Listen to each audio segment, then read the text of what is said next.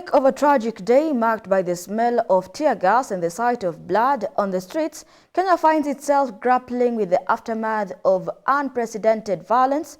The reason and chants of reject, not amend from peaceful protesters have been overshadowed by horrific memories of 23 lives lost, victims of a brutal police crackdown.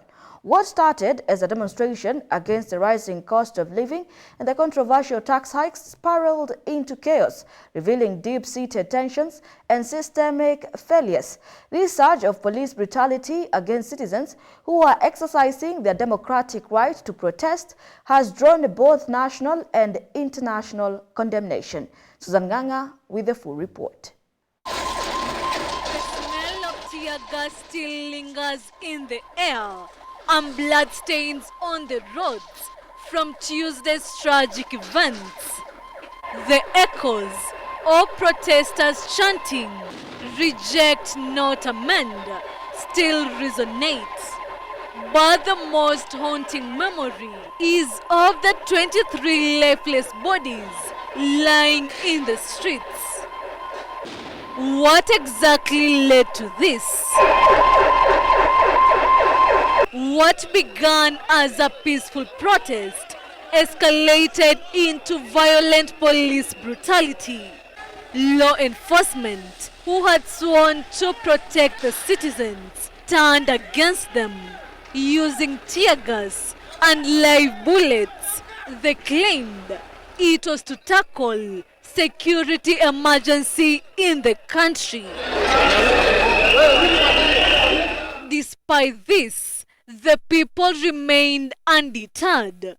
True to the hashtag Occupy Parliament, they occupied the Parliament building, with pictures and videos circulating of them eating food meant for the members of Parliament and even wearing their clothes. According to the Kenya Human Rights Commission, the 23 fatalities marked the highest numbers recorded in a single day of protest. Roslyn Odede, the chairwoman of the commission, confirmed the grim statistic. Our Constitution, Article 37, that provides for the right to association, the right to assembly, the right to picket, and the right to petition. This organic and independent movement has shown us the way that Kenyans can voice themselves. And let us face the truth. Let us face the real problem. The real problem is the finance bill. If that finance bill had been paused, if just yesterday the MPs had decided that we are going to put a halt, even a temporary halt on the finance bill and listen to what these protesters are saying, we will not have what we are having. But you cannot employ arms to fight the people. Hayo mauaji hayataenda bure.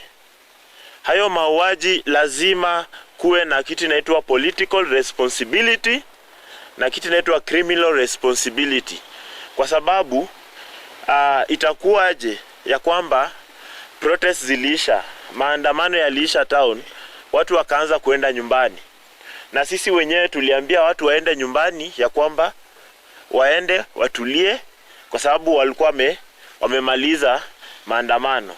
Itakuwaje?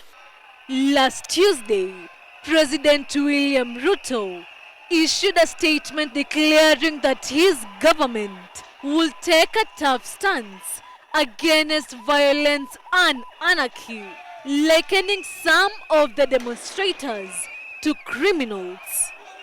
However, he later changed his tone, likely due to the mounting pressure from the Kenyan public or possibly from the Western nations. He, together with his deputy, condoled with the families who lost their loved ones. Yesterday. Number two, I did promise the country that there will be no extrajudicial killings going forward. And ever since I came into office, there is not one incident of extrajudicial killing. What you said about abduction are statements that were attributed to some of our civil society groups, but all the people they mentioned have since been found in police custody, and those that were already processed were already released. Just across the country. As a parent, I feel the deep pain of their loss. No parent should have to bury their child, especially in such circumstances. I cry for our children. Western diplomats in Nairobi, including ambassadors from 10 Western nations, such as the United States and also the United Nations, expressed their shock at the scenes outside the Kenyan parliament.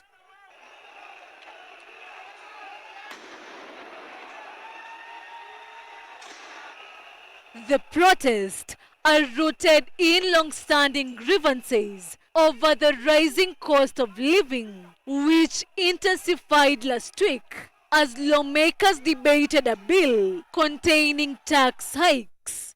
The cash-strapped government argues that the increases are necessary to service Kenya's massive debt of around $78 billion, which is roughly 70% of the country's GDP. Despite being one of East Africa's most dynamic economies, a third of Kenya's 52 million people still live in poverty. Susan Nganga, GBS News.